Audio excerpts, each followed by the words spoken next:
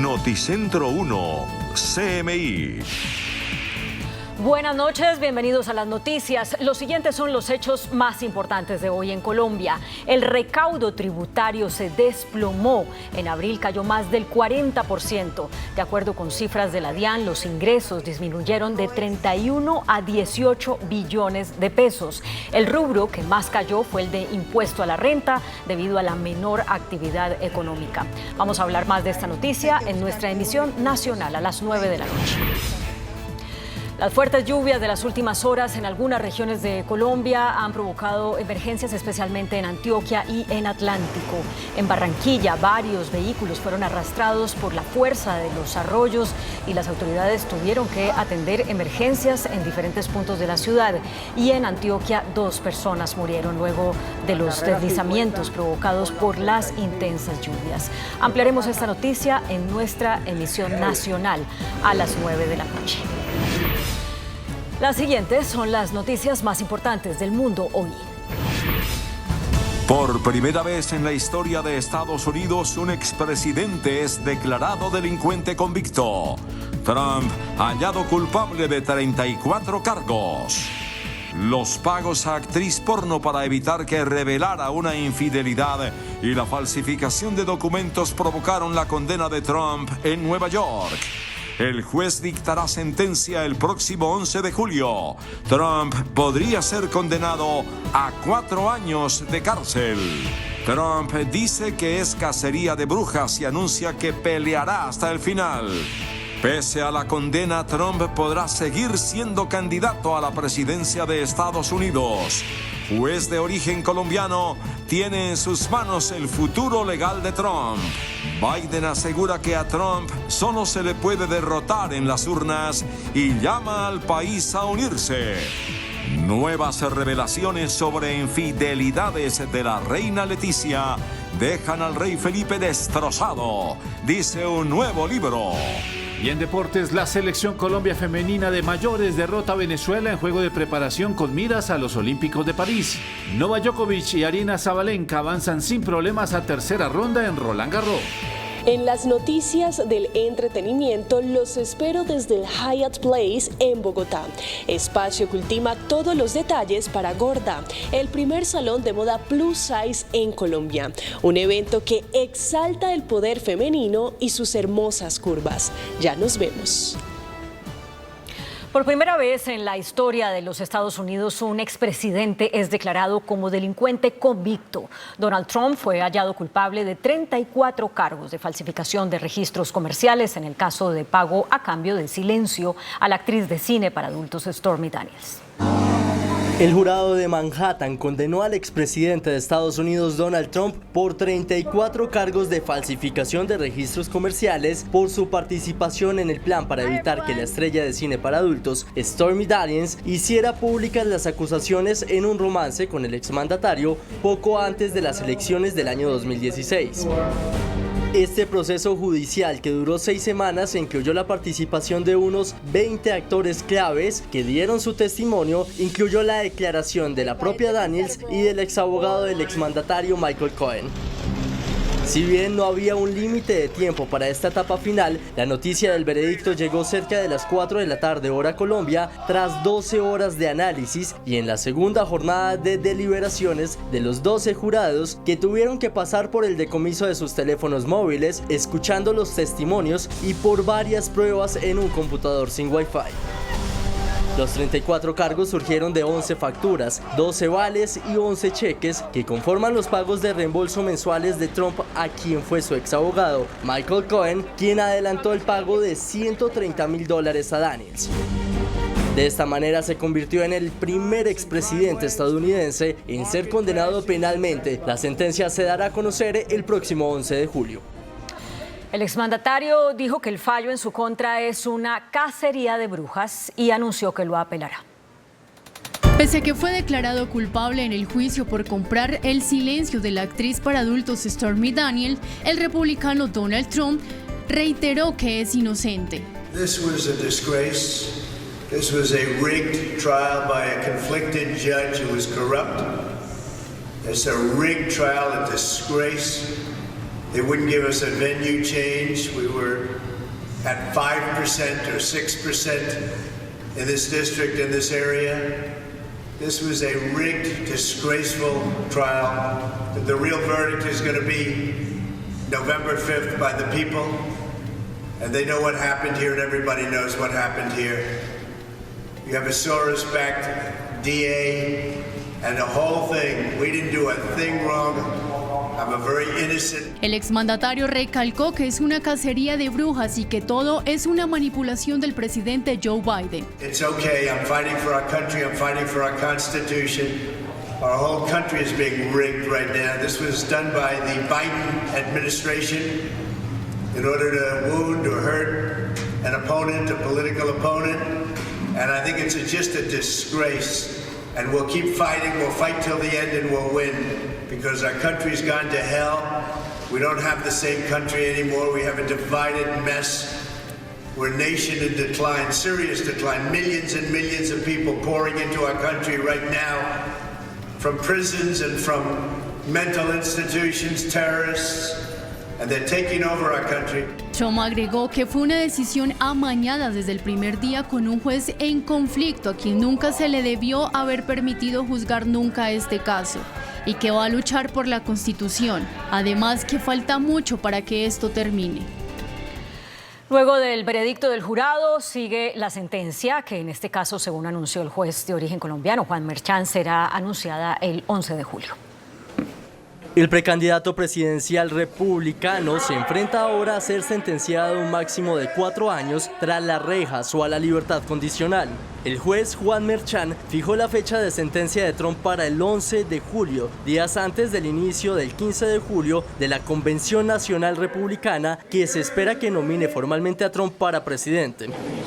Trump, por su parte, ya ha indicado que planea apelar, argumentando que usará la orden de silencio y el no traslado del juicio a otro tribunal a su favor. Sin embargo, la apelación podría llevar meses y mucho antes de que se admita este recurso, el exmandatario se verá envuelto en los engranajes del sistema de justicia penal. El caso Stormy Daniels, que hoy tiene condenado a Trump, es uno de los varios procesos judiciales en contra del exmandatario. Todo inició en 2006.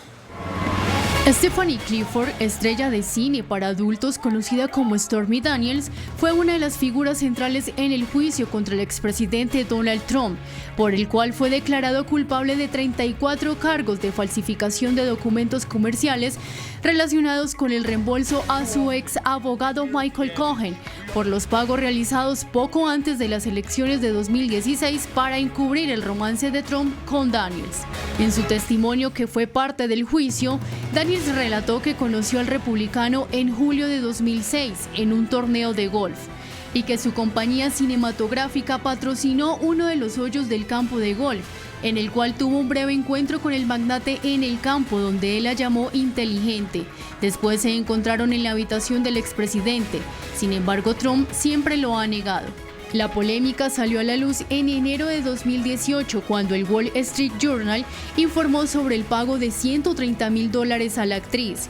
Según los documentos de la acusación, Trump falsificó repetida y fraudulentamente los registros comerciales de Nueva York para ocultar una conducta delictiva que ocultaba información perjudicial al público votante durante las elecciones presidenciales de 2016. El hecho de que Donald Trump haya sido declarado culpable no lo inhabilita ni para seguir su campaña a la presidencia ni para ser elegido.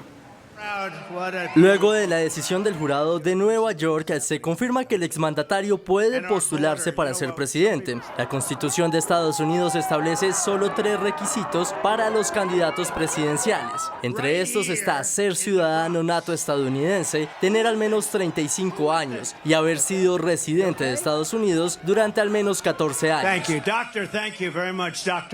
Trump cumple los 3 requisitos. En cuanto a la votación del exmandatario, cada estado establece sus propias reglas y Trump ahora es residente en Florida. Allí los delincuentes convictos no pueden ejercer este derecho. Ahora, Florida en realidad remite a la jurisdicción de una condena por un delito grave la cuestión de si un delincuente puede votar, y en Nueva York, donde es su segunda opción, cualquier delincuente convicto no se registra para ejercer este derecho.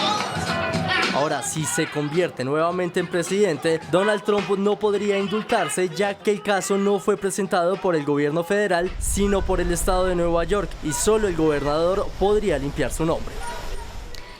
El presidente Joe Biden aseguró que la única manera de mantener a Donald Trump fuera de la Casa Blanca será derrotándolo en las urnas. Lo calificó como una amenaza para Estados Unidos.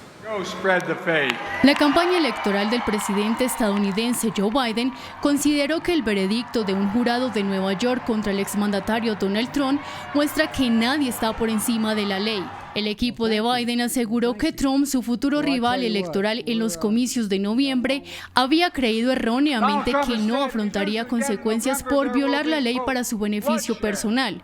Pero hoy la realidad demostró que no es así. El equipo electoral de Biden insistió en que en el veredicto no altera el hecho de que la ciudadanía estadounidense se enfrenta a una decisión importante en las urnas en noviembre y recalcó que la única manera de impedir que Trump regrese a la Casa Blanca es mediante el voto. Además, que el republicano presenta una amenaza sin precedentes para la democracia estadounidense y aseguró que otros 4 años suyos en la Casa Blanca significarían caos, con el exmandatario despojando a los estudiantes de sus libertades y fomentando la violencia política. Por su parte, el republicano Mike Johnson, presidente de la Cámara de Representantes, manifestó que es algo vergonzoso. Hoy es un día vergonzoso en la historia de Estados Unidos. Los demócratas aplaudieron cuando condenaron al líder del partido opuesto por cargos ridículos, basados en el testimonio de un delincuente convicto e inhabilitado. Esto fue un ejercicio puramente político, no legal. El hombre que determinará cuál será la condena de Donald Trump es el juez Juan Merchan, de origen colombiano. Como magistrado de la Corte Suprema en el condado de Nueva York, el caso de Trump es el más importante que ha pasado por la sala de Juan Merchan, pero no el único en el que de manera directa o indirecta tenga que ver con el expresidente como protagonista. Esto se debe a que el juez, de ascendencia colombiana, también presidió el caso por fraude y lavado de dinero contra Steve Bannon, uno de los aliados públicos del empresario. Además, encabezó el juicio por fraude fiscal, en el que fue condenado el director financiero de la organización de Trump, Allen Weisselberg, en el año 2022. Durante el juicio contra Trump, Merchan fue señalado por aparecer en un registro de donación al Partido Demócrata en el año 2022. Es por este motivo que Trump intentó en más de una ocasión que el juez fuera apartado del caso, pero el Comité Asesor sobre Ética Judicial del Estado de Nueva York rechazó esta solicitud. Además del caso de Nueva York por el que Donald Trump fue declarado culpable hoy, el expresidente enfrenta otros procesos judiciales por presuntamente conspirar para anular los resultados de las elecciones del 2020 y también por acaparar documentos clasificados de la Casa Blanca. Trump también enfrenta cargos federales y estatales por conspirar para anular los resultados de las elecciones del año 2020 ganadas por Joe Biden, y en Florida por acaparar documentos secretos tras abandonar la Casa Blanca. El exmandatario se ha declarado inocente en sus comparecencias judiciales y en reiteradas ocasiones ha dicho que la Casa Blanca usa al Departamento de Justicia como arma política para frenarle la carrera hacia los comicios de este año. En total, el expresidente afronta otros 44 cargos entre cortes de Florida y Washington, aparte de los 34 cargos en los que fue considerado culpable en Nueva York. Sin embargo, estos procesos probablemente se desarrollarán después de las elecciones presidenciales de noviembre. En otros temas, de nuevo en España, se habla de la estabilidad del matrimonio de los reyes, esta vez a causa de un libro que revela una supuesta infidelidad de la reina Leticia.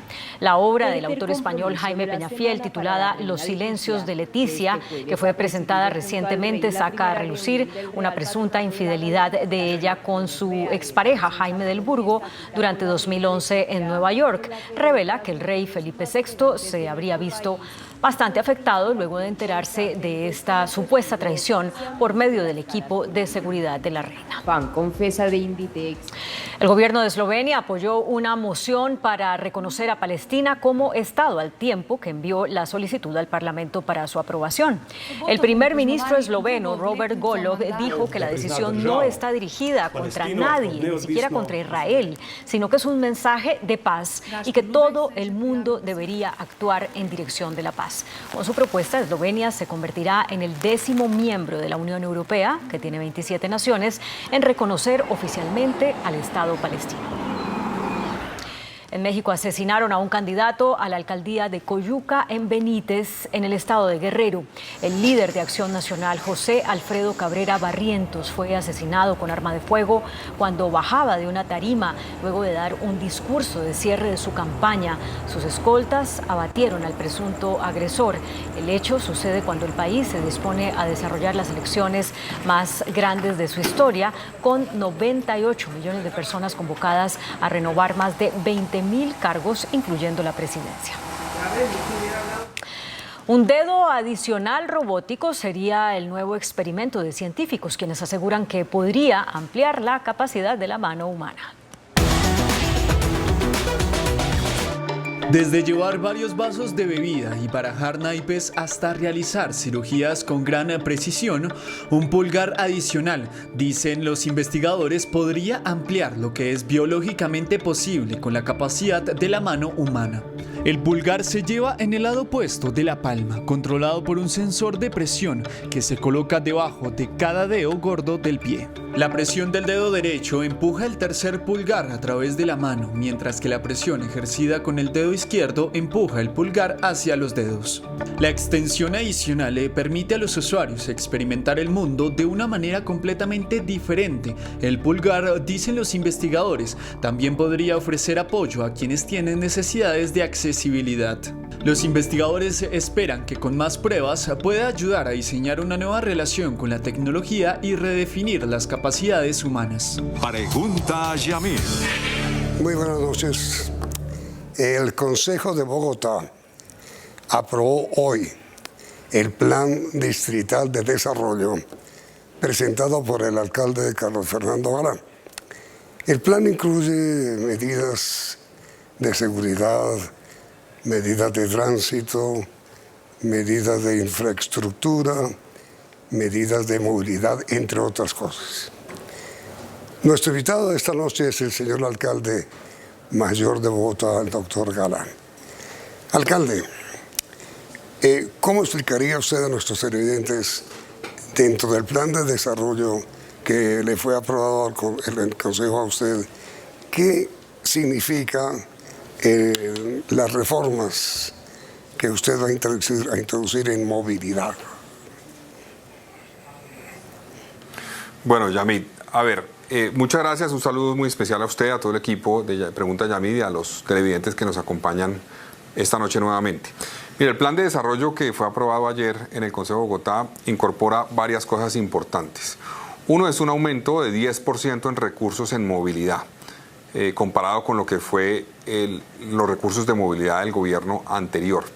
Van a ir destinados a varias cosas. Uno es que estamos poniendo orden en la casa, Yamid. Hemos conseguido unos recursos ahí para poder terminar muchas obras que están en curso. La gente está desesperada con obras demoradas y tiene toda la razón de estar desesperada. Muchas obras que debían terminarse en el 2020, 21, 22, 23, no se han terminado. Nosotros llegamos a poner orden y empezamos a lograrlo ya. Pero necesitamos más recursos y en el plan de desarrollo hay recursos para eso, para terminar cerca de 70 obras que están en curso, grandes obras en este momento en Bogotá. Para citarle unas, la 68, la avenida de Ciudad de Cali, los tramos que ya están en este momento contratados de la calle 13, la avenida Novena en el norte de la 170 a la 193, la avenida Boyacá en el norte también. Construir y avanzar en la construcción de la avenida Boyacá en el tramo norte adicional que está pendiente eventualmente de la licencia ambiental. Obviamente está incorporado el metro, está incorporado la línea 2 del metro que está en proceso de licitación en este momento, está incorporado avanzar en la estructuración de la línea 3 del metro también de Bogotá. Estructuración, ahí no prometemos construirla todavía, esperamos dejarla lista para que el siguiente gobierno llegue y pueda contratarla. En movilidad también vamos a hacer un esfuerzo significativo en malla vial, tenemos que trabajar en mejorar las condiciones de la malla vial de Bogotá y creemos que hay que avanzar también en nuevas licitaciones, en vías, por ejemplo, como la avenida Alsacia, en vías como, por ejemplo, los tramos de la calle 13 que no fueron adjudicados en el gobierno anterior, trabajar con el apoyo también de la gobernación en conectar Bogotá con Soacha, por ejemplo, a través del puente Tibanica que conecta a la avenida Ciudad de Cali con Ciudad Verde en Soacha. Eso va a conectar al sistema Transmilenio de Bogotá y al metro Línea 1 de Bogotá con cerca de 200.000 viviendas y familias que viven en Soacha. Eso es fundamental para Soacha, libera eventualmente presión sobre la autopista sur y garantiza que le traemos más pasajeros al sistema Transmilenio y al sistema Metro. Sistema Transmilenio que está en construcción, obviamente. Entonces hay una apuesta grande también en renovar flota.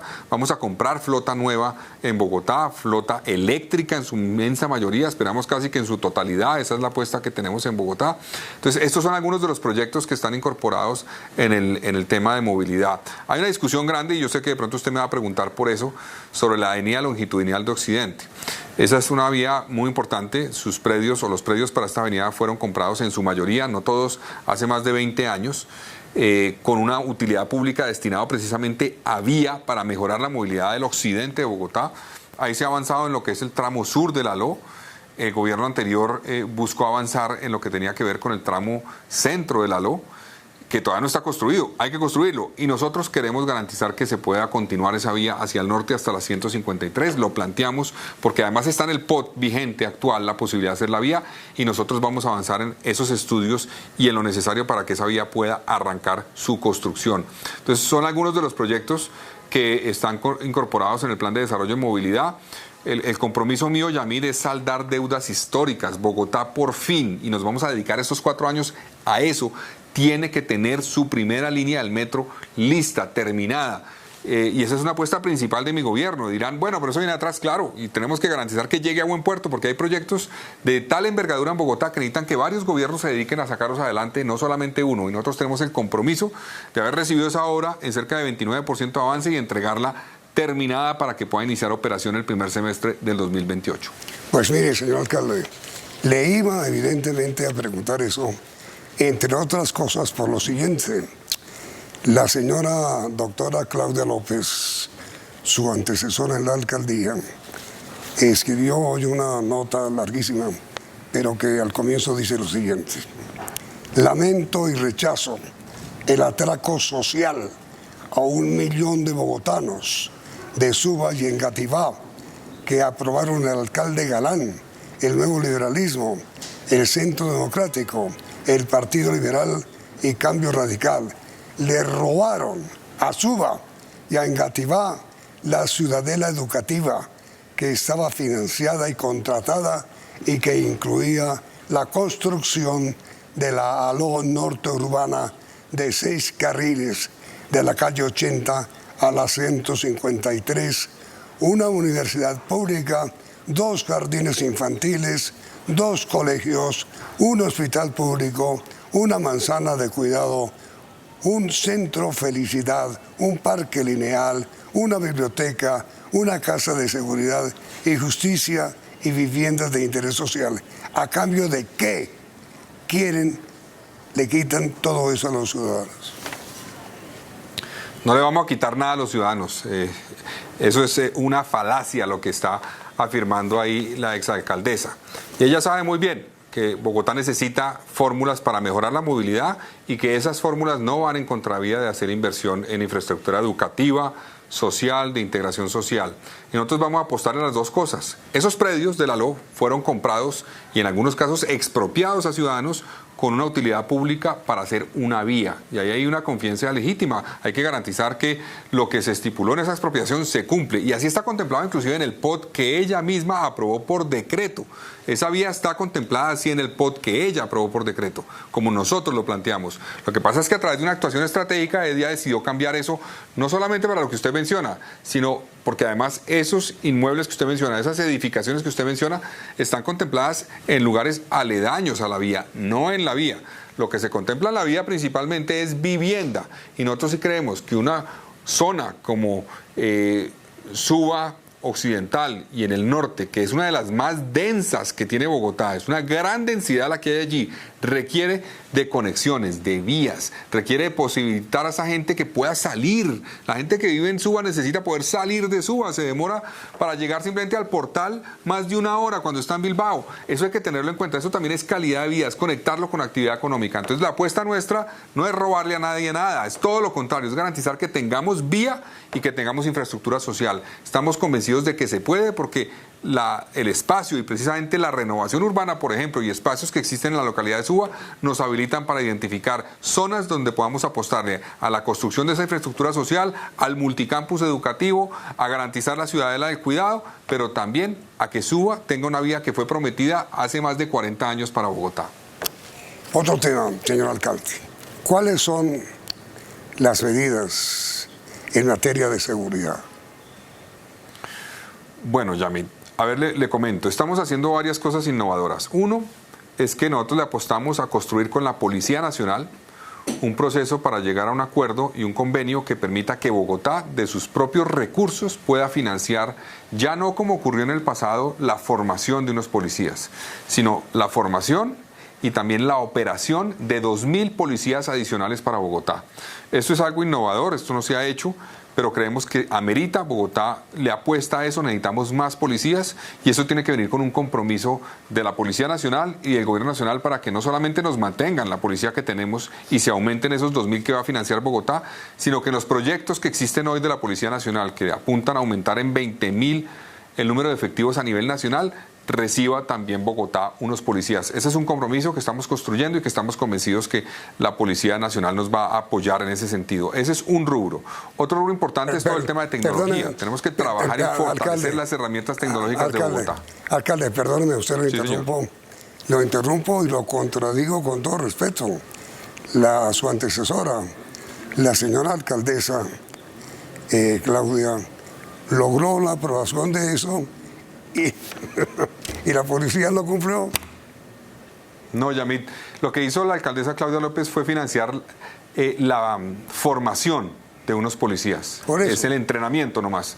Pero aquí lo que nosotros proponemos es distinto. Nosotros no proponemos solamente el entrenamiento, sino la operación y firmando un convenio. No es un compromiso que quede en el aire. ¿Usted me va a ayudar? No, no, no. Es firmando un contrato, es un convenio que se va a firmar para que se garantice que esos policías queden en Bogotá y que Bogotá siga recibiendo más policías en el marco eventualmente de lo que es el aumento del pie de fuerza que la policía obviamente está haciendo permanentemente. Entonces tiene esa diferencia que es clave y es que aquí no es simplemente un compromiso de voluntades, no, es un contrato, un convenio que vamos a firmar con la policía garantizando que Bogotá pone plata, pero eso representa un verdadero aumento del pie de fuerza.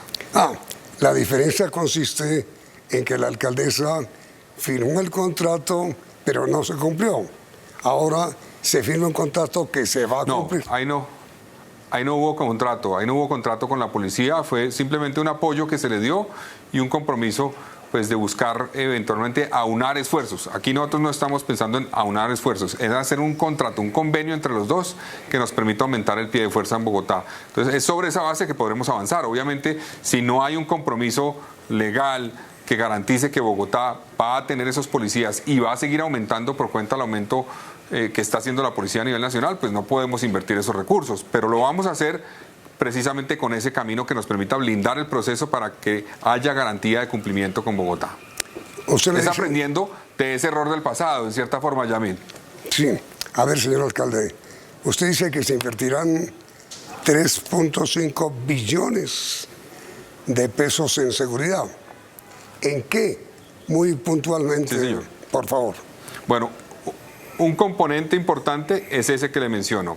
Otro componente es en tecnología. Tecnología es muy importante. Vamos a fortalecer las cámaras y la capacidad de utilizar bien las cámaras.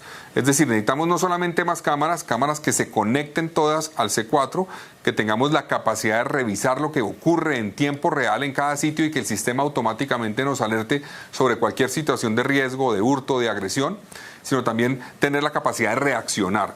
Ahí vamos a fortalecer operativamente a la policía con más vehículos, con más herramientas de comunicación también. Otro tema importantísimo es trabajar en lo que es el fortalecimiento de las redes de apoyo, es decir, apoyar a la ciudadanía para que se organicen frentes locales de seguridad en toda Bogotá. Eso se abandonó en cierta forma, existen, pero no se fortalecieron como se requiere y no están en toda la ciudad. Bogotá necesita, en cierta forma, un trabajo conjunto entre administración, policía y ciudadanía. Y eso no se ha hecho bien. Cuando nosotros llegamos, Yamil, encontramos cada uno por su lado. Y ese es el escenario perfecto para que la delincuencia actúe. Entonces, ahí va a haber una inversión grande de trabajo con la ciudadanía. Vamos a hacer inversión grande en seguridad en el sistema de transporte público. Vamos a hacer una inversión grande en mejorar entornos, que es muy importante. Mejorar, por ejemplo, iluminación en varios puntos de Bogotá.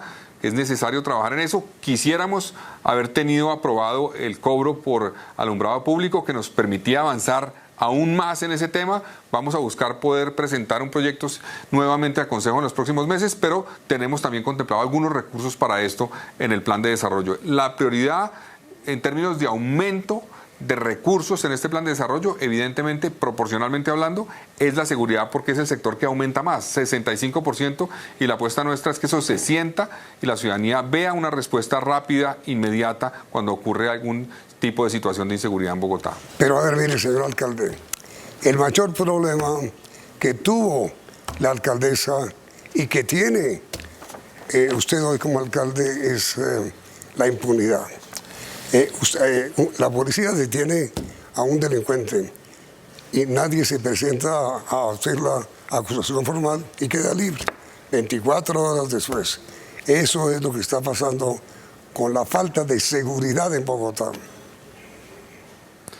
Sí, Yamil, venga y le cuento lo que estamos haciendo. Yo me reuní la semana antepasada con el presidente de la Corte Suprema, con el presidente de la Sala de Casación Penal de la Corte Suprema, me reuní con la Corte Constitucional también la semana pasada en pleno, me reuní esta semana con el Consejo Superior de la Judicatura, porque entendemos que en la política de seguridad tenemos que trabajar con la justicia.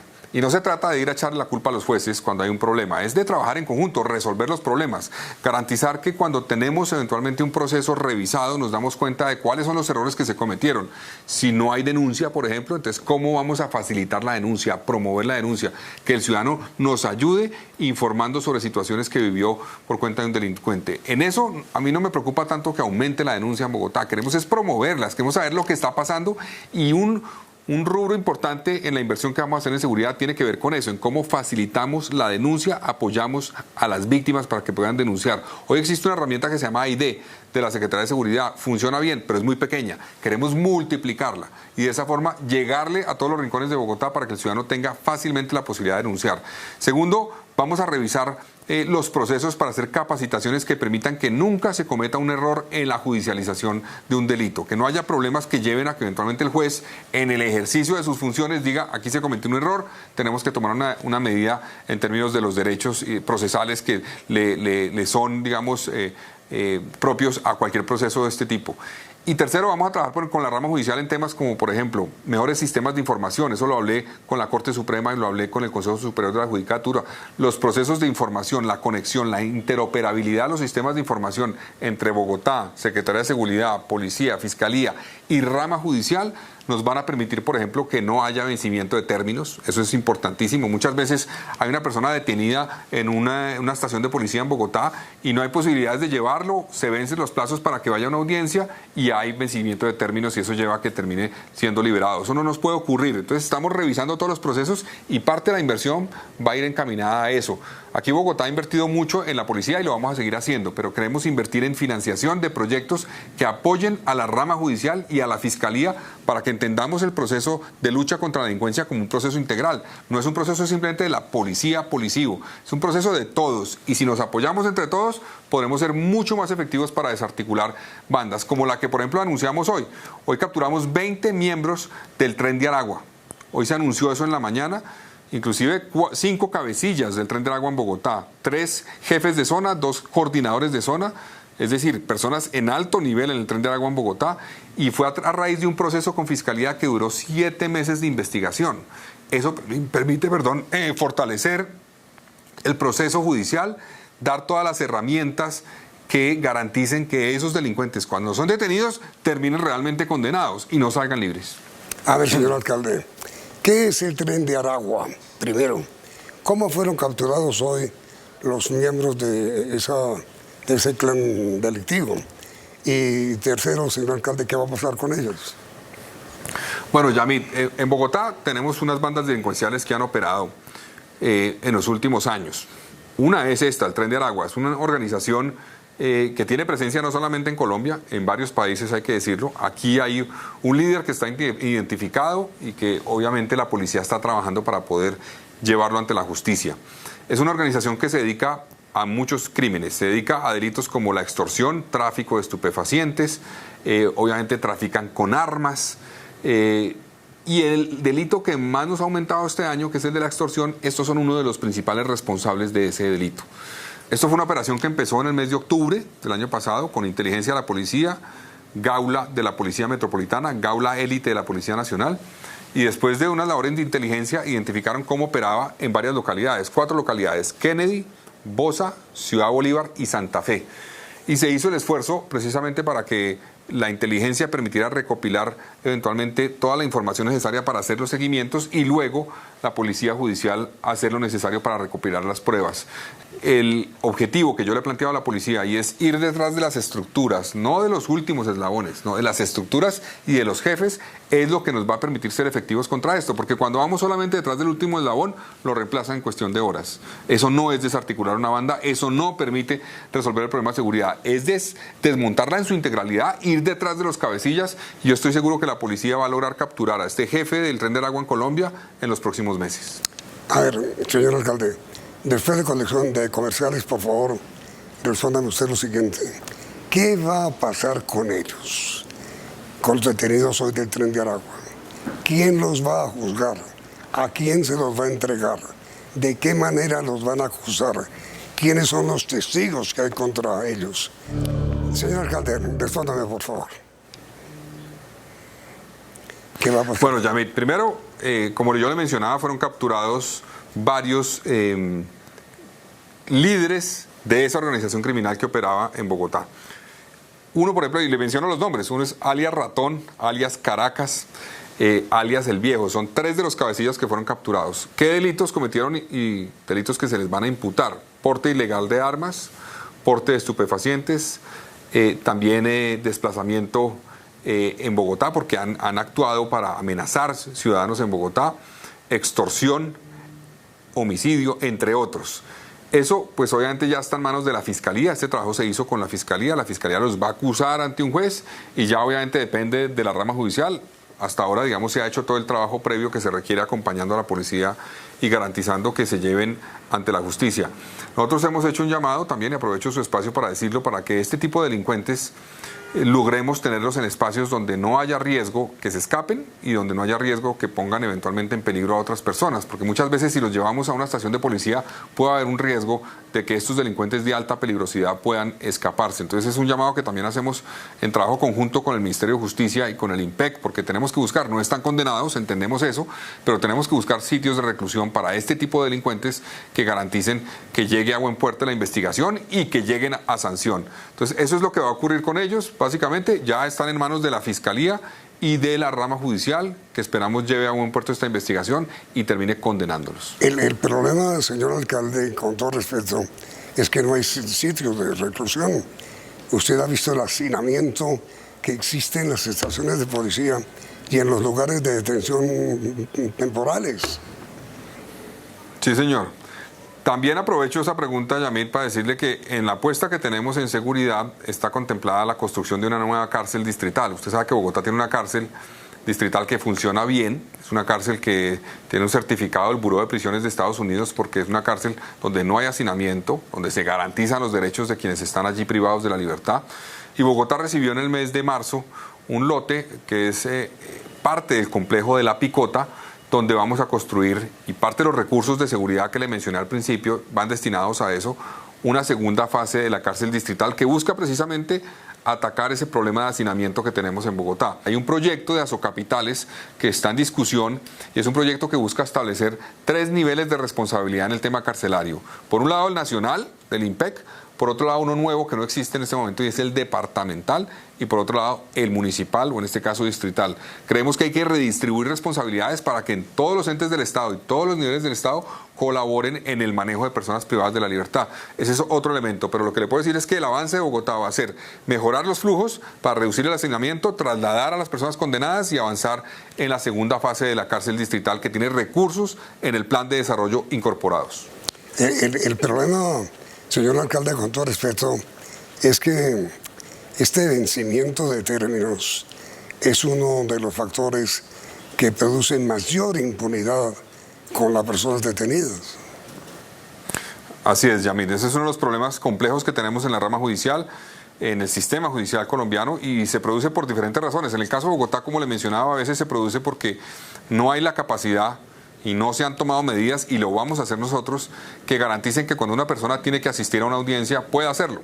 Y de esa forma no se venzan los términos, o cuando tenga que hacerlo virtual o presencialmente. Ahí vamos a trabajar con los guardianes también, por ejemplo, de la cárcel distrital, cuando se pueda legalmente, para que nos ayuden también en el traslado de estos reclusos para que puedan asistir a las audiencias en los juzgados. Entonces, cuando le menciono que me reuní con el Consejo Superior de la Judicatura y con la Corte Suprema, uno de los temas que discutimos es ese, y Bogotá se comprometió a meterle recursos y a trabajar con ellos en llave para que mejoremos esos procesos y reduzcamos esa problemática que lleva a que aprovechen la figura del vencimiento de términos para salir libres, que Bogotá garantice en llave con la rama judicial que quien está detenido y está en un proceso cumpla todos los plazos para que pues su proceso siga y llegue, ojalá, si es culpable obviamente, a buen puerto y haya justicia. El asunto grave, y lo digo con todo respeto, señor alcalde, es que una es la cosa, el asunto que usted desea hacer, el propósito que usted tiene, y otra cosa son los hechos. ¿No será muy complicado de aplicar su magnífico plan? Pues Yamil, obviamente que no es fácil, es un reto inmenso, estamos conscientes de eso, pero yo creo que tener recursos, tener buena coordinación con las diferentes autoridades, no entrar en una discusión de echarle la culpa a los jueces por los problemas de seguridad o echarle la culpa a la policía, sino más bien trabajar en llave nos va a permitir ser más efectivos. Seguramente no vamos a solucionar todo, pero estoy convencido que podemos mejorar mucho los procesos, garantizar que se reduzca la impunidad en Bogotá. Les cito un ejemplo. Este año, en términos de homicidios, ha habido un avance en términos de imputación de cargos frente a posibles responsables de homicidios en Bogotá. El año pasado, en la misma fecha, llevábamos un promedio de entre 15 y 20% de imputación de cargos en casos de homicidio. Hoy estamos por encima de 35. No es la solución, no estamos perfectos, pero hemos avanzado, y eso lo hemos hecho obviamente apoyando a la Fiscalía, apoyando a la Policía, trabajando para que coordinen bien entre ellos, y eso lo vamos a profundizar con más recursos para que aumentemos aún más ese nivel de esclarecimiento de delitos que se cometen en Bogotá. Mire, señor alcalde, desgraciadamente el tiempo terminó. Deseo invitarlo a que continúe explicándonos el plan de desarrollo distrital que fue aprobado hoy sobre los temas de movilidad, ambiente y educación. ¿Permite usted seguir grabando para transmitir mañana? Claro que sí, sí señor, estoy listo. Muchas gracias, señor alcalde. Muchas gracias, Yamil. A usted, por favor. Y a ustedes, televidentes, gracias por la sintonía, y los esperamos mañana a la segunda parte de la entrevista con el señor alcalde mayor de la ciudad. CMI presentó Pregunta a Yamil. Expresidente Trump, condenado hoy por 34 delitos, anuncia que apelará y mantendrá candidatura. Jurado lo halló culpable de falsificación, fraude financiero, felonía y soborno a actriz porno por su silencio. Presidente Biden dice que Trump es la mayor amenaza y que solo se le puede derrotar en las urnas. En Colombia, histórica caída en recaudo de impuestos, derrumbe del 40% en ingresos tributarios. Contraloría anuncia investigación por mal manejo de regalías. Juez ratifica elección de Ismael Peña como rector de Universidad Nacional. La nueva EPS ocultó deudas, denuncia Superintendente de Salud. Frustran atentados en Cauca con 2 carrobombas. Semanalmente se reportan 4 feminicidios según la Procuraduría. Emergencias por invierno en Antioquia y Atlántico. Alerta en Isla de San Andrés por ciclones. 20 capturas a integrantes del tren de Aragua. Altas pérdidas de Ecopetrol por robo. chocan alcalde Galán y ex alcaldesa López por plan de desarrollo. Buenas noches, bienvenidos a las noticias. El expresidente de Estados Unidos, Donald Trump, fue hallado culpable de 34 cargos por falsificación de registros comerciales en el caso de la actriz porno Stormy Daniels. El magnate anunció que apelará la decisión. Por primera vez en la historia de los Estados Unidos, un expresidente es declarado delincuente convicto. Trump fue hallado culpable de 34 cargos. Asimismo, cuando salió de los tribunales, se dirigió a la prensa y emitió sus primeras declaraciones. This was a disgrace. This was a rigged trial by a conflicted judge who was corrupt. It's a rigged trial, a disgrace. El exmandatario estadounidense dijo que peleará y que el verdadero veredicto serán en las elecciones estadounidenses de noviembre. And we'll keep fighting, we'll fight till the end and we'll win, because our country's gone to hell. We don't have the same country anymore, we have a divided mess. Trump también indicó que planea apelar la decisión del jurado de Manhattan, quien lo declaró precisamente culpable de cargos de falsificación de registros comerciales en el caso de pago por silencio a la actriz de cine para adultos Stormy Daniels en Nueva York. El proceso judicial duró 6 semanas e incluyó la participación de unos 20 actores claves que dieron su testimonio. Si bien no había un límite de tiempo para la etapa final, la noticia del veredicto se dio esta tarde tras 12 horas de análisis y en la segunda jornada de deliberaciones de los 12 jurados. La sentencia se dará a conocer el próximo 11 de julio y la pena máxima que podría recibir es de 4 años de cárcel. Donald Trump anunció que se mantendrá en la carrera presidencial y que el verdadero veredicto se dará en las elecciones del 5 de noviembre. Tras ser declarado culpable en una corte de Manhattan de falsificar documentos para ocultar un pago a la actriz de cine para adultos Stormy Daniels a cambio de su silencio sobre una relación extramarital que mantuvieron, nace el interrogante si el republicano Donald Trump puede ser candidato a la presidencia de los Estados Unidos. El exmandatario abandonó hoy la corte como un hombre libre. Ahora hay que esperar que el 11 de julio el juez colombiano Juan Merchan anuncie su sentencia, en la cual debe considerar varios factores a la hora de dictarla, como su edad, su falta de antecedentes penales y posiblemente sus incumplimientos de las órdenes de silencio emitidas por la corte por las cuales fue multado. La condena podrá implicar una multa, libertad condicional o supervisada, o una pena de prisión. Sin duda, Trump optará por apelar el veredicto, un proceso que tomará meses o incluso años. Mientras apela, se espera que mantenga en libertad bajo fianza, lo que le da la oportunidad al magnate de continuar como candidato para regresar a la Casa Blanca. Y es que la Constitución estadounidense establece pocos requisitos de elegibilidad para los candidatos presidenciales. No hay normas que impidan la participación de candidatos con antecedentes penales. Los jurados consideraron que Trump es culpable de los 34 delitos de los que fue acusado en el caso de falsificación de registros comerciales para encubrir el pago que le hizo a la actriz de cine para adultos Stormy Daniels, con el fin de que no afectara su popularidad en la contienda del 2016. Las acusaciones se remontan a un pago de $130,000 por silencio que el ex abogado de Donald Trump, Michael Cohen, le hizo a la actriz porno Stormy Daniels en los últimos días de la campaña de 2016, para así evitar que saliera a la luz la relación que sostuvieron. Estando en la presidencia, Trump le reembolsó ese dinero a Cohen y ahí fue donde el fraude entró en acción, dijeron los fiscales. En los registros internos, la empresa del republicano clasificó el reembolso a Cohen como gastos legales, una alusión a un acuerdo de anticipo de pago de servicios. Sin embargo, los fiscales afirmaron que no hubo tales gastos y que el acuerdo era ficticio.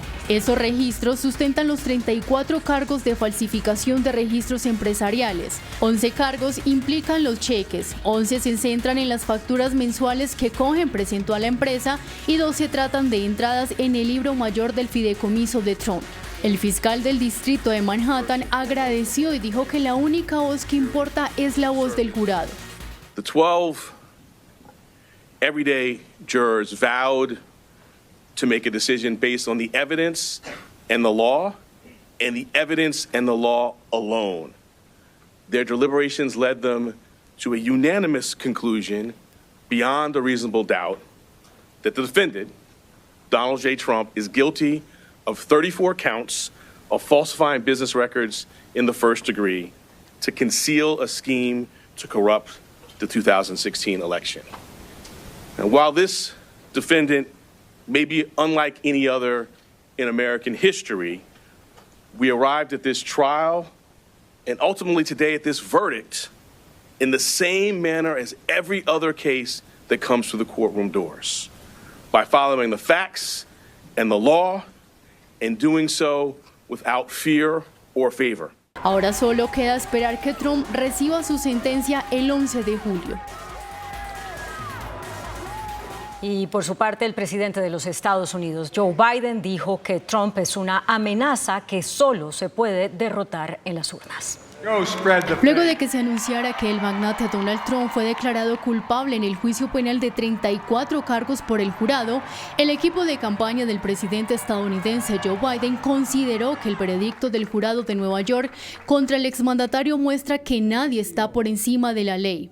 El equipo de Biden aseguró que Trump, su futuro rival electoral en los comicios de noviembre, había creído erróneamente que no afrontaría consecuencias por violar la ley para su beneficio personal, pero hoy la realidad demostró que no es así. El equipo electoral de Biden insistió en que en el veredicto no altera el hecho de que la ciudadanía estadounidense se enfrenta a una decisión importante en las urnas en noviembre y recalcó que la única manera de impedir que Trump regrese a la Casa Blanca es mediante el voto.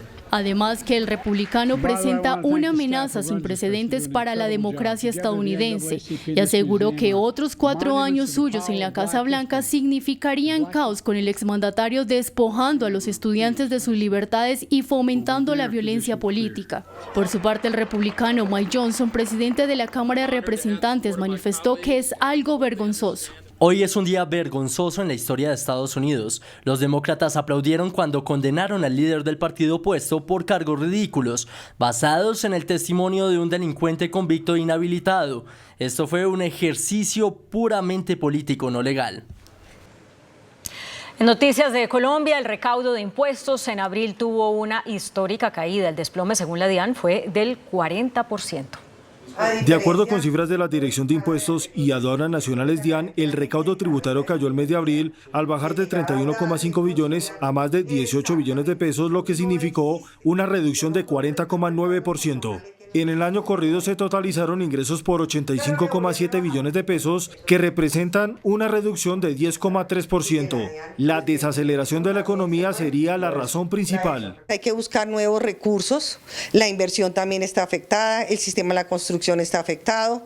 Tenemos que generar desde el punto de vista tributario incentivos que ayuden a la generación y a alivianar un poco la carga tributaria de los colombianos. Precisamente la menor dinámica de la industria y el comercio, con el bajón de las ventas, se reflejan en la caída del impuesto de renta, hoy a niveles del 59,4%. El gobierno tiene que pensar en este momento y ser un aliado con los consumidores para que la tributación no sea una carga que en últimas pues va a repercutir en los ingresos públicos de la nación. La meta del recaudo tributario para este año es de 312 billones de pesos.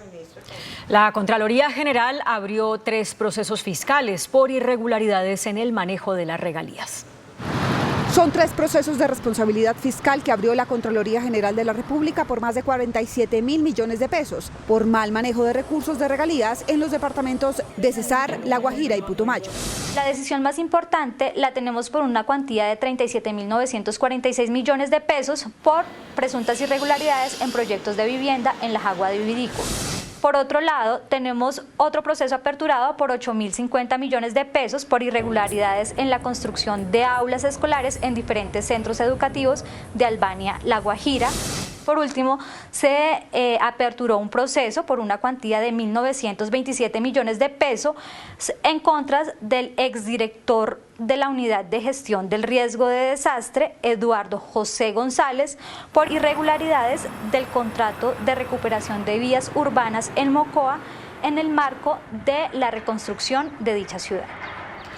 Mediante un fallo de tutela, un juzgado administrativo de Bogotá tumbó la orden que había dado el ministro de Educación encargado para que el Consejo Superior de la Universidad Nacional designara un rector encargado.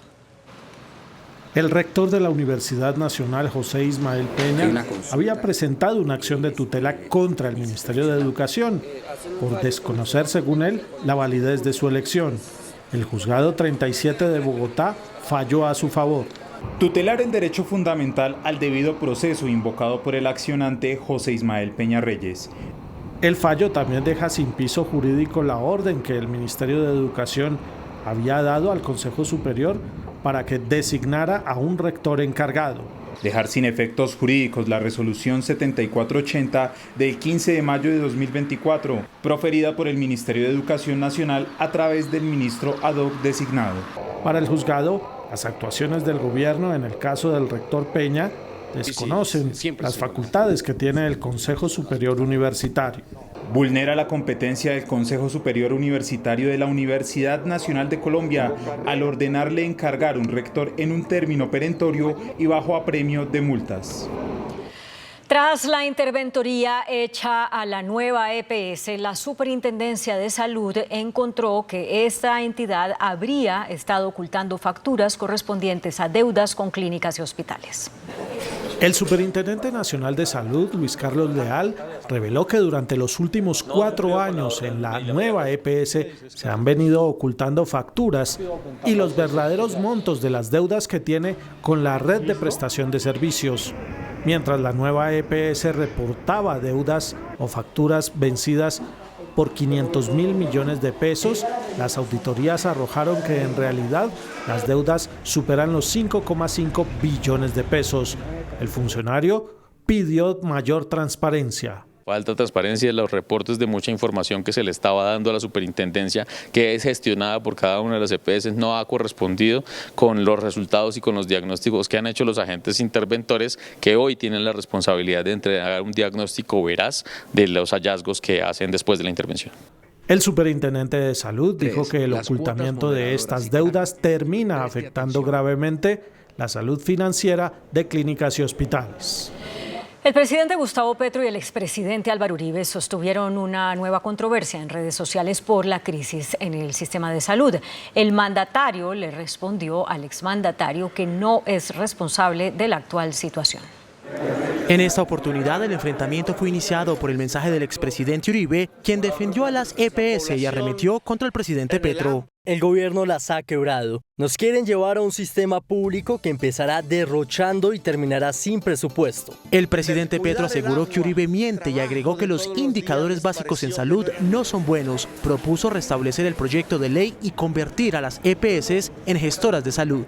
Solo la exigencia de mantener reservas técnicas como cualquier aseguradora ha demostrado la inhabilidad del sistema. La ley de Uribe y Gaviria solo construyó un sistema de capturas de rentas públicas por un grupo privilegiado de propietarios de EPS. Para Uribe, el actual sistema de salud presta un buen servicio a través del capital privado. Para el presidente Petro, se debe financiar un fuerte sistema preventivo. Y desde Córdoba, el presidente Gustavo Petro negó que quiera cambiar la Constitución y reiteró que tampoco busca reelegirse.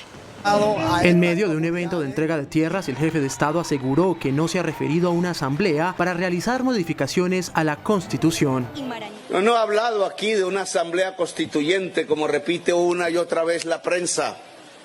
Y menos aún que para reelegirme. Los que se reeligieron fueron otros, no yo. Cambiaron la Constitución para ello. Aquí yo estoy hablando de un poder constituyente. No confundan el objetivo con los medios. Poder constituyente es poder del pueblo. Es capacidad de decisión. Este mensaje del jefe de Estado se da días después de que varios expresidentes manifestaran su rechazo a una propuesta de asamblea constituyente, lo que denominaron como un atentado a la democracia. Y el ministro de Justicia, Néstor Osuna, también aseguró que el presidente no aspira a una reelección. Agregó además que el 20 de julio será presentado el proyecto de reforma a la justicia.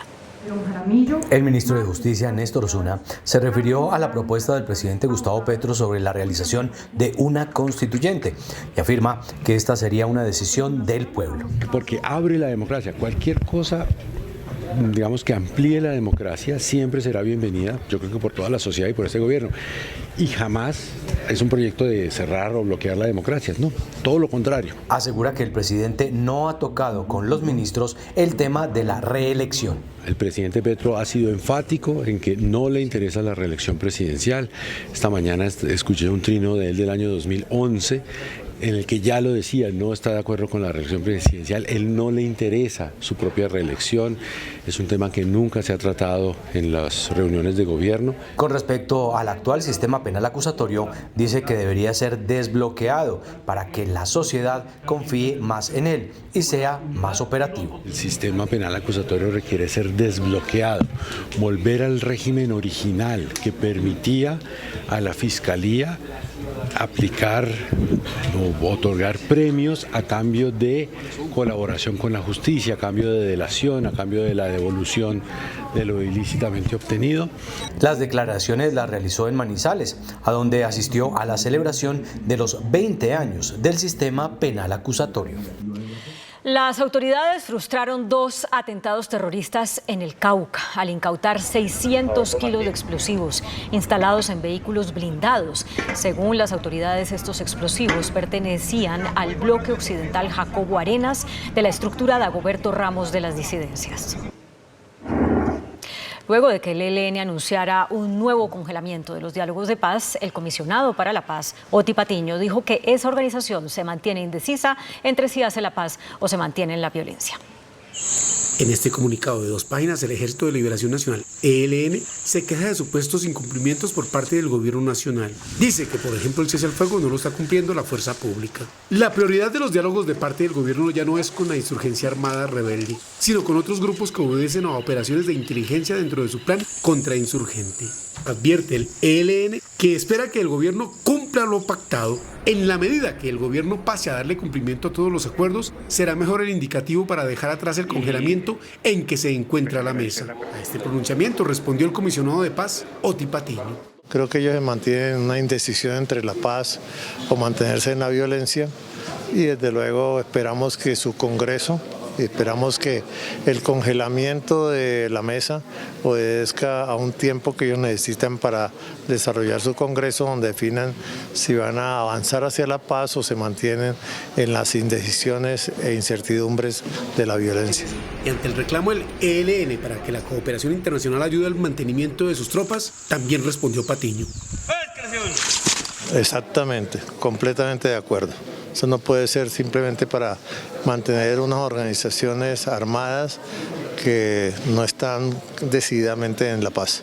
Dice el comisionado que espera recibir comunicación pronta del Ejército de Liberación Nacional retomando los diálogos de paz. El Congreso de la República aprobó en último debate la reforma a la Ley de Víctimas, con la que se crean esquemas de reparación colectiva y se agilizan los trámites a las personas afectadas por el conflicto armado. El Congreso aprobó el proyecto de ley que modifica la Ley de Víctimas en Colombia. Hay prioridad también en reparaciones colectivas para poder reconstruir tejido social, que a mi juicio es lo más importante que tiene la Ley de Víctimas. Más allá de las indemnizaciones, que son importantes, lograr reparaciones colectivas. Se calcula que son más de 9 millones de personas afectadas directamente por el conflicto armado. Ampliamos cobertura, pero buscamos que los tiempos sean menores. Y ese es un tema importante. Hoy las víctimas de este país están demandando una mayor atención por parte de la unidad y en especial por unos menores tiempos, para que el tiempo sea mucho más corto y puedan avanzar. El proyecto fue aprobado por el Senado y la Cámara de Representantes. Tenemos una línea especial para atención a los niños, niñas y adolescentes en situación de orfandad y que han sido víctimas del conflicto armado, para poder atenderlos de manera especial y preferente. La iniciativa pasará a sanción presidencial para que se convierta en ley. El Senado de la República aprobó hoy en último debate un proyecto de ley que aumenta a un salario mínimo el pago para quienes presten el servicio militar obligatorio.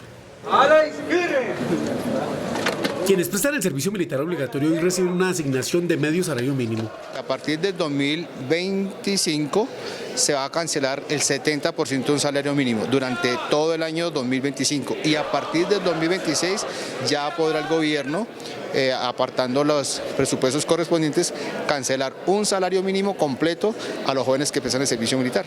Actualmente hay 70.000 jóvenes que prestan el servicio militar obligatorio en las 4 fuerzas: Ejército, Armada, Fuerza Aérea, Policía y también en el IMPEC, pero el beneficio será mayor. Se espera que lleguen a los 80.000 o 90.000, que es lo que proyecta el ejército colombiano a través de Policía, Armada, Fuerza Aérea y Ejército, para que los jóvenes puedan incorporarse con esas prestaciones sociales, porque van a tener salud, alimentación. El proyecto también prevé auxilios universitarios cuando se termine el servicio militar obligatorio.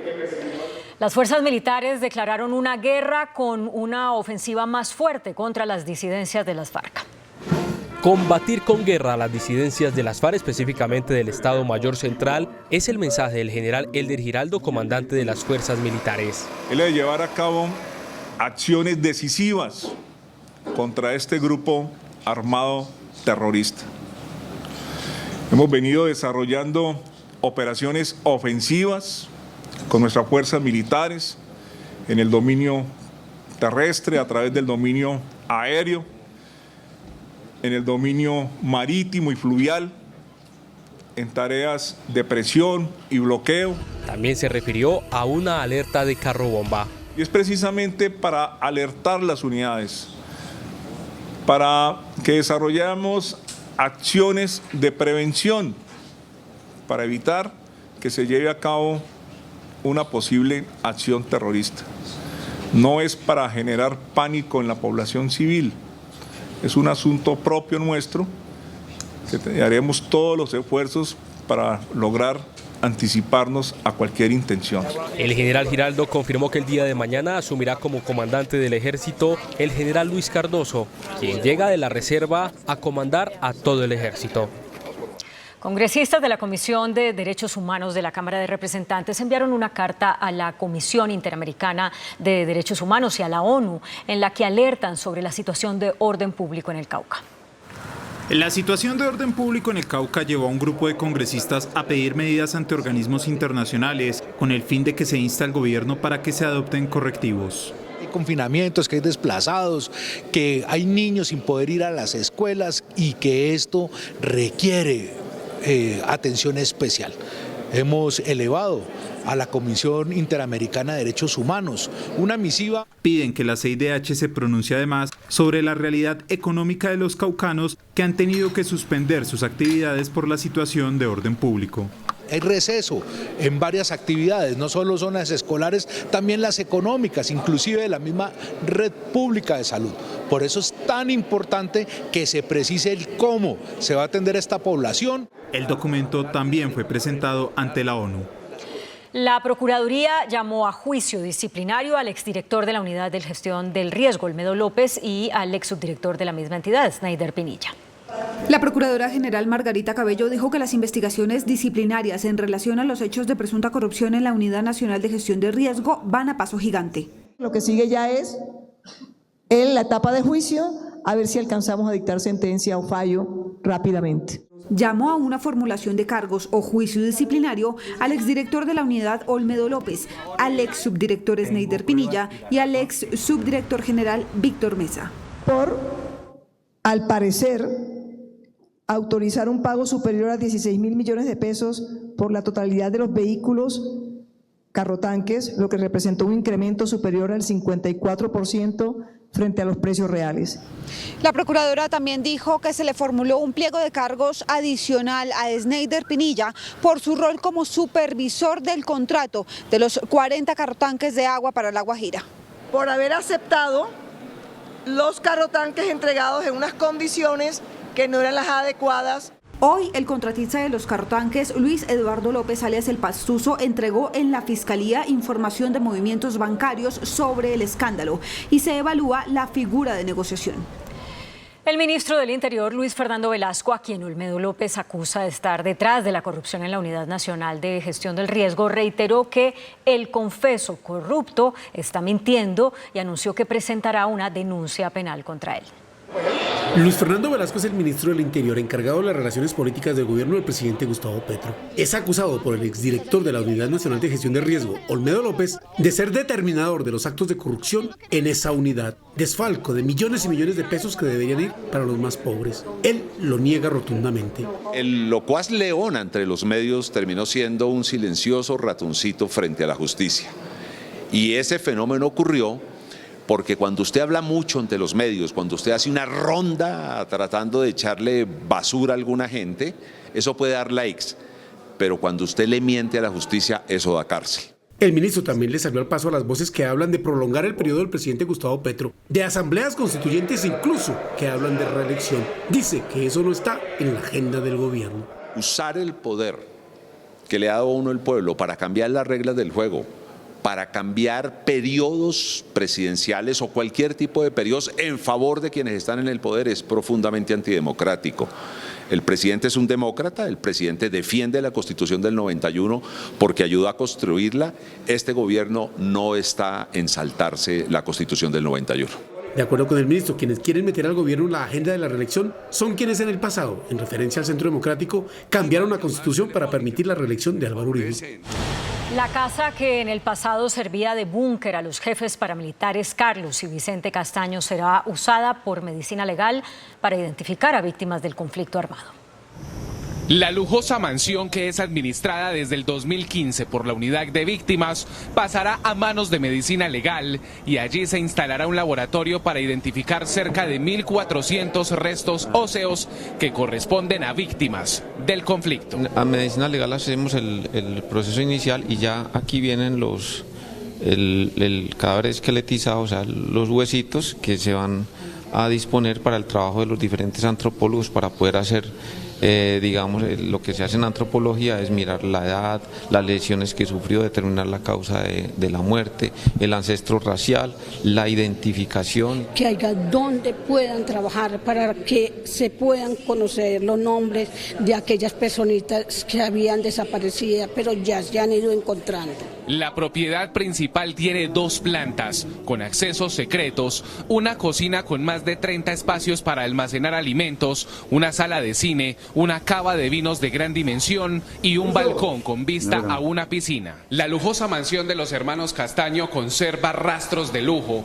Este es un gigantesco baño que conserva grifería dorada y baldosina en color negro para simular la noche y las estrellas. Y este es un jacuzzi en forma de concha para evocar el nacimiento de Venus de Botticelli, una de las obras más representativas del mundo.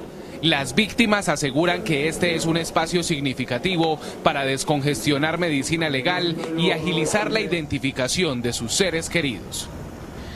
Al acompañar un acto de homenaje a Stephanie Barranco, la mujer asesinada por su expareja en el Centro Comercial Santa Fe, la alcaldía de Bogotá aseguró que ella no había alertado sobre su situación de riesgo.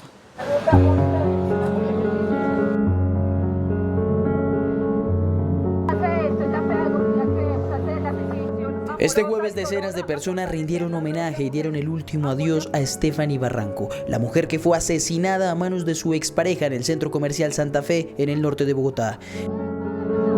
Desde el distrito confirmaron que no se había recibido alerta de riesgo de ese caso en particular. Nosotras no habíamos atendido a Stephanie, tenemos conocimiento que no tenía una medida de protección, pero particularmente desde nuestros servicios no la teníamos identificada, ella no hizo uso de nuestros servicios. Sin embargo, su familia desde Malambo sí sabía de los riesgos que Stephanie corría. Desgraciadamente lo manifestó un poco tarde, pero ya los papás tenían más o menos como que sospechas, indicios de que sí la venía acosando, de que la perseguía en el trabajo, de que le formaba escándalos. Este año en Bogotá se han reportado 3 casos de feminicidio, 7 menos que el mismo periodo del año pasado, según cifras del distrito. La Procuraduría reveló que cada semana 4 mujeres son asesinadas en Colombia por parte de sus parejas. Hoy, de hecho, hubo otro caso en Suba, localidad de Bogotá.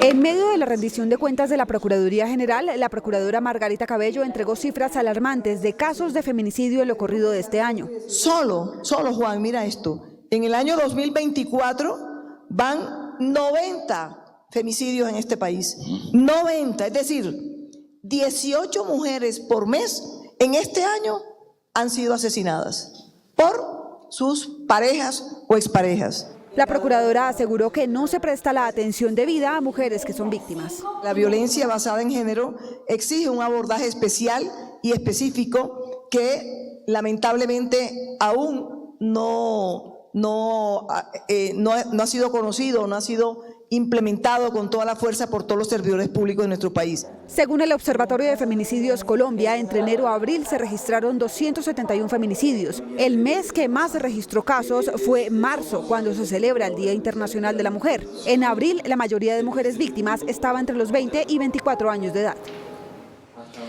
Estados Unidos donó 10 puentes militares a Colombia, cuyo valor supera los $10 millones. Se trata de 10 puentes militares, cada uno evaluado en $1 millón, con una longitud de 60 metros y 4 metros de ancho, con capacidad para 52 toneladas. 38.000 millones de pesos en puentes que son donados por Estados Unidos a Colombia. Es claro para nosotros que la infraestructura, las oportunidades de educación, salud, empleo y emprendimiento son de radical importancia para blindar a nuestro pueblo del sinnúmero de amenazas que se ciernen sin cesar sobre él.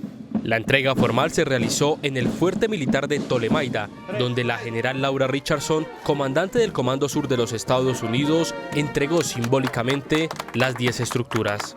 Before, during and after a catastrophe, the United States and U.S. Southcom stand shoulder to shoulder with our partners, with Colombia, to assist in these disasters. En su mayoría, los puentes militares serán usados para aquellas zonas donde se presenten emergencias, calamidades por el invierno. Sin embargo, 2 de estos irían urgentemente hacia La Mojana. Las fuertes lluvias de las últimas horas provocaron emergencias en Barranquilla y en Antioquia. En este último departamento, 2 personas murieron. Con la primera lluvia intensa del año en Barranquilla volvieron los arroyos y las emergencias por las fuertes corrientes. Por lo menos 4 vehículos, entre ellos un taxi, fueron rescatados de los arroyos de la calle 85 en el norte y la carrera 27 en el sur. Los ocupantes de los automóviles también se salvaron al quedar en medio de la corriente. 3 máquinas de bomberos de las estaciones Centro y Las Flores atendieron las emergencias. En ninguna de estas se presentaron personas lesionadas. En Urrao, Antioquia, una mujer de 24 años falleció tras ser arrastrada por una creciente en la vereda La Ana. Según el reporte, 3 viviendas quedaron destruidas. En esta zona del suroeste se han reportado al menos 6 derrumbes y en La Unión un deslizamiento de tierra sepultó una vivienda. Una adulta mayor falleció y otro hombre resultó herido. Esta tarde se reportaron inundaciones en los barrios Prado y La Gabriela del municipio de Bello. Una calle terminó convertida en un río tras el desbordamiento de una quebrada. El agua ingresó a varias viviendas. Según las estadísticas, la temporada de lluvias en Antioquia deja casi 7.000 damnificados y 4 personas fallecidas. Pues en 2 días iniciará la temporada de ciclones y huracanes que podrían afectar a San Andrés y a Providencia. Las autoridades de gestión del riesgo se preparan para atender posibles emergencias. El director de la Unidad Nacional de Gestión de Riesgo de Desastres, el doctor Carlos Alberto Carrillo Arenas, entregó detalles sobre los ciclones que iniciarían el 1 de junio y que afectarían directamente a San Andrés y Providencia. El 1 de junio oficialmente, pero pues por supuesto esto no implica que inmediatamente se vayan a producir, pero comienza a aumentar la posibilidad de que existan. La región del país más afectada por esto es el archipiélago de San Andrés y Providencia, pero también podrían darse afectaciones en partes del territorio continental, especialmente La Guajira. Hizo referencia a las afectaciones que dejaría el invierno en algunas regiones del país. Todo el tiempo. Seguramente tendremos más en los meses que vienen, pero pues es una constante por la geografía del país. Se instalará un puesto de mando unificado para verificar la situación de diferentes departamentos ante una nueva ola de invierno. El Consejo de Bogotá aprobó el Plan Distrital de Desarrollo propuesto por la alcaldía de Carlos Fernando Galán. La resurrección de la avenida longitudinal de Occidente generó un fuerte cruce entre la exalcaldesa Claudia López y el actual mandatario capitalino. 321 artículos del Plan de Desarrollo de Bogotá fueron aprobados hoy por el Consejo. El que más polémica provocó fue el que le permite a la administración distrital retomar la construcción del tramo norte de la avenida longitudinal de Occidente. Construcción que la administración de la exalcaldesa Claudia López había reemplazado por el proyecto de la Ciudadela Educativa y del Cuidado. Ante la decisión del Consejo, López no escatimó en críticas.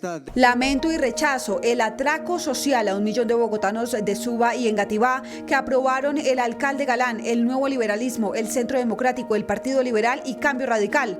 Le robaron a Suba y Engativá la Ciudadela Educativa que estaba financiada y contratada y que incluía la construcción de la Alo Norte, urbana de 6 carriles de la calle 80 a la 153, universidad pública, 2 jardines infantiles, 2 colegios, un hospital público, una manzana del cuidado, un centro felicidad, un parque lineal, una biblioteca, una casa de seguridad y justicia y viviendas de interés social. ¿A cambio de qué? ¿Quitarles todo eso a los ciudadanos? Esta noche en el programa Pregunta Yamid, el alcalde Carlos Fernando Galán respondió a la exmandataria. Eso es una falacia lo que está afirmando ahí la exalcaldesa. Y ella sabe muy bien que Bogotá necesita fórmulas para mejorar la movilidad y que esas fórmulas no van en contravía de hacer inversión en infraestructura educativa, social, de integración social. Y nosotros vamos a apostar a las dos cosas. El impuesto al alumbrado público no estará en el articulado, pues la incorporación de la Alo Norte hizo que el Partido Verde votara por eliminar el tributo, votos que eran necesarios para que este fuera aprobado. Sin embargo, en las próximas semanas el alcalde presentará una nueva propuesta al Consejo sobre ese impuesto. Las elecciones presidenciales de Venezuela, programadas para el domingo 28 de julio, no tendrán misión de observación electoral del gobierno colombiano. Misión de observación electoral oficial del gobierno de Colombia no habrá para las elecciones presidenciales de Venezuela en julio próximo, explicó el canciller Luis Gilberto Murillo. Tuvimos conversaciones con la MOE, con Alejandra Barrios para hacer esa observación, sin embargo, por el tiempo no se podía estructurar una observación con las características técnicas que exigía la MOE. Dijo que la comunidad internacional, el bloque de América del Sur y de la Unión Europea se busca que haya elecciones tranquilas en Venezuela.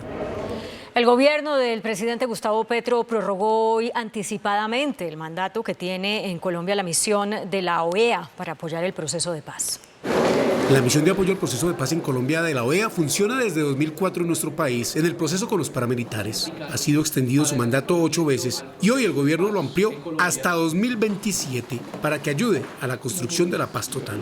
Y sobre todo construcción a la paz total y para que pueda cimentar esa paz en los territorios que normalmente cubre la MAP OEA, que son los territorios de esa Colombia olvidada, excluida, que necesita tanto, obviamente, la implementación de los distintos acuerdos. En su trabajo en el terreno es frecuente el encuentro con grupos armados al margen de la ley. Por eso los funcionarios de la OEA les piden que respeten a la población civil y que no la metan en este conflicto.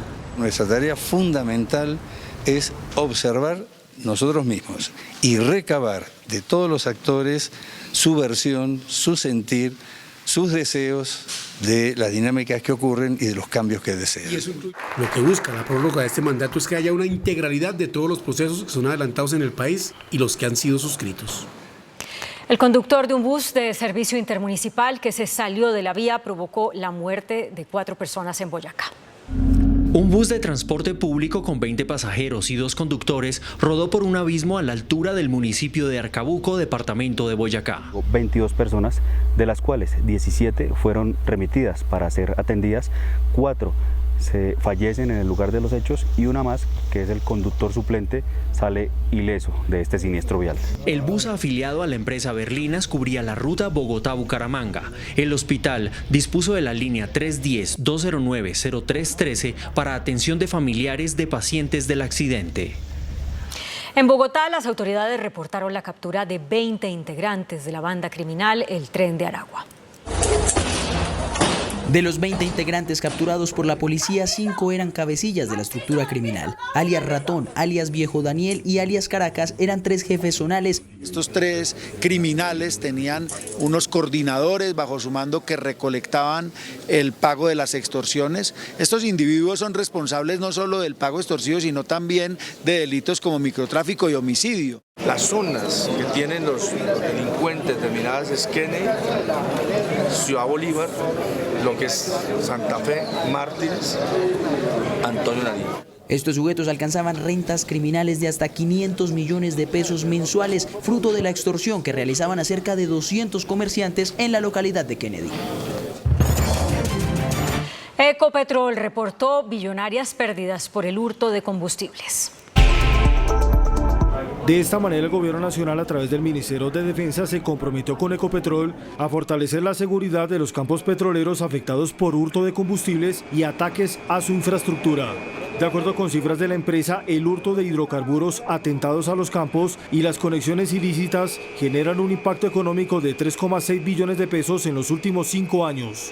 Se han realizado capturas de 28 personas por estos delitos en Boyacá, Santander, Tolima, Valle y Cundinamarca. Afinar en cuanto a la eficacia que se requiere en la represión de estos delitos.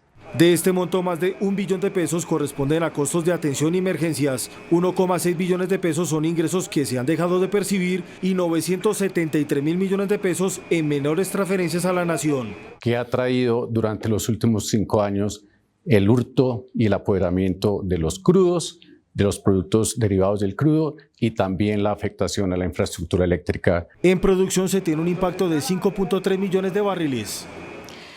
Congresistas desmenuzaron las cifras de ejecución del presupuesto del Ministerio de la Igualdad y la Equidad. Esto concluyeron.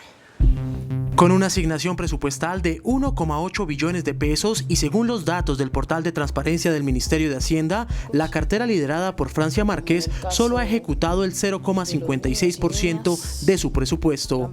Por ahora, la ejecución se ha concentrado en los gastos de funcionamientos referentes a los salarios con un porcentaje de ejecución del 8,47%, contribuciones inherentes a la nómina un 8,82% y remuneraciones en un 5,58% de ejecución. Según el portal de transparencia económica, el porcentaje de ejecución para el rubro de inversión se mantiene en el 0%, lo que ha generado opiniones divididas en el Congreso. A pesar del fallo de la Corte Constitucional, donde se declaró como inexequible la ley que creó al Ministerio de la Igualdad, el gobierno tiene 2 periodos legislativos para presentar un nuevo proyecto al Congreso o designar las funciones a otras dependencias. El DANE reveló el escalafón de los departamentos con mejor y peor desempeño económico durante el 2023. El Departamento de Estadísticas DANE, que dirige Piedad Urdinola, reveló las cifras de crecimiento del PIB regional. En el caso de Bogotá, en el año 2023, registró un crecimiento de 0,6%. Las actividades que más crecieron en la ciudad fueron las financieras y de seguros, las de administración pública, defensa, educación y salud, y las de entretenimiento y recreación. En contraste, el comercio y la industria manufacturera arrojaron cifras negativas. Según el DANE, los departamentos con mayor crecimiento económico en el 2023 fueron el Meta, Santander, Casanare, Atlántico, y los de menor crecimiento fueron San Andrés, Arauca, Cauca y Nariño. Avianca anunció 4 nuevas rutas que serán operadas desde Medellín. Colombia tendrá vuelos directos desde Medellín hacia Aruba, Buenos Aires, Lima y Santiago de Chile. Así lo anunció Avianca, que además confirmó la reactivación directa entre Medellín y Orlando durante la temporada de vacaciones de mitad de año y el aumento de frecuencias de vuelos hacia Nueva York y Miami. Nosotros ya hicimos una inversión importante el año pasado de casi 476 millones para poder incrementar la capacidad en el mercado colombiano. Hoy por hoy estamos con una capacidad incremental versus el 2019, recuperando lo que teníamos años pasados. Está comprobado cuando una ciudad recibe rutas directas desde otras ciudades y o desde otros países, el turismo definitivamente incrementa. Se espera que las 4 nuevas rutas entren en operación a partir de junio de este año. El índice de capitalización de la bolsa, que mide el comportamiento de las 25 principales acciones, cerró al alza. El índice selectivo MSCI Colcap de la Bolsa de Valores de Colombia subió 0,67% a 1.403 puntos. La acción preferencial de Bancolombia fue la que más subió, con una valorización de 0,35% a 34.120 pesos. La acción de Enca fue la que más bajó, con una pérdida de 4,49% a 17 pesos. También la acción preferencial de Bancolombia fue la más negociada de la jornada, al movilizar más de 25.000 millones de pesos. Y el dólar cerró al alza. Indicadores económicos en Noticentro 1 CMI. La tasa representativa del mercado que regirá para mañana viernes será de 3.874 pesos con 32 centavos. Los profesionales del cambio compran la divisa en promedio entre 1.750 pesos y la venden entre 1.800 pesos. Un euro cuesta 4.186 pesos. La libra de café en Nueva York se cotizó a $2 con 33 centavos. El azúcar se transó en 18,17 centavos de dólar la libra. El barril de petróleo WTI se cotizó en $77 con 87 centavos. La referencia Brent para Colombia se cotizó en $81 con 94 centavos. Una acción de Ecopetrol cuesta 2.350 pesos. Muchas gracias, Germán. Descansen también. Hasta aquí llega la emisión de Noticentro 1 CMI.